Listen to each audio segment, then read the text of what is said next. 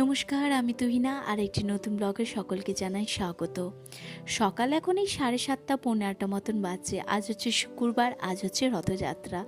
জয় জগন্নাথ করতে করতে আমরা বেরিয়ে পড়লাম শিলিগুড়ির উদ্দেশ্যে দাদা বৌদির কাছে। আমাদের ট্রেন ছিল ব্যান্ডেল থেকে। ঠিক ওই 10টা 20 মতন টাইম ছিল। ট্রেনে উঠে দেখো রাতুল কিন্তু একটা নতুন বন্ধুও পেয়ে গেছে। ওর নাম হচ্ছে পটুস। আমার ট্রেনে গিয়ে ওর সঙ্গে আলাপ। বাচ্চাটা কিন্তু ভারী মিষ্টি। আর এই যে আপাতত এখন ফারাক্কা ব্রিজ পার হচ্ছি। সব কিছু রামকৃষ্ণ সেট আপ করে দিয়েছে, ভালো সিটও পেয়ে গেছিলাম। আর পটুসের সঙ্গে কিন্তু আমরা অনেকক্ষণ টাইম কাটালাম। পটুসরা থাকে আপাতত এখন কলকাতায়, ওরাও যাচ্ছিল কিন্তু গুয়াহাটি।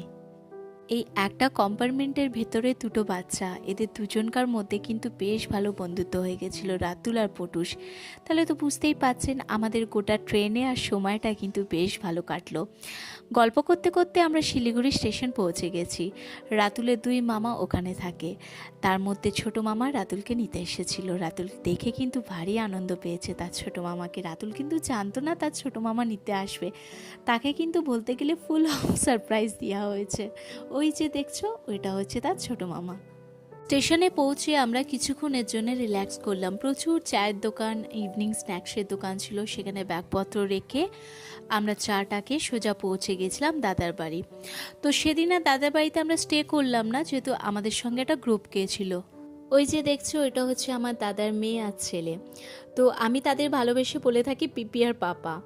নেক্সট মর্নিং আমরা রেডি হয়ে চেক আউট করলাম। জাস্ট একদম বলতে গেলে 7:30 পৌনে 8টার মধ্যে চেক আউট করলাম শিলিগুড়ি হোটেল থেকে। নিট অ্যান্ড ক্লিন ছিল হোটেলটা। আর যেখানে যাই না কেন, আমাদের নর্থ বেঙ্গল যাওয়া মানেই আমাদের সঙ্গে থাকবে আমাদের পাশান ভাই।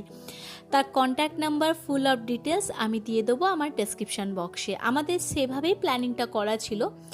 যতটা পারবো আমরা টি গার্ডেন থেকে শুরু করে মিরিক, মানে যা যা আছে ভিউ পয়েন্টসগুলো আমরা দেখতে দেখতে দেন আমরা পৌঁছাবো। জাস্ট বিকেল হয়ে যাবে দার্জিলিং হোটেলে। তো ওখানে আমাদের বলাই ছিল যত দেরি না হোক না কেন আমরা 5:30 অবধি পৌঁছে যাব। ওখানে গিয়ে আমরা লাঞ্চটা করব। তো মাঝখানে একটুখানি দাঁড়াতে হলো, যেহেতু আমরা ব্রেকফাস্ট করেছিলাম বলে। তো ওখানে যাওয়া মানে কিন্তু গরম গরম মোমো আর তার সঙ্গে নুডলস, এটা তো চাই আর চাই। গ্রুপে ঘুরতে যাওয়ার মজাটাই একটুখানি আলাদা। দেখবে যখন একসাথে খেতে বসা হয়, এর থেকে একটুখানি টেস্ট করা, ওর থেকে একটুখানি খাবার নিয়ে টেস্ট করা, এটাই কিন্তু আসল মজা।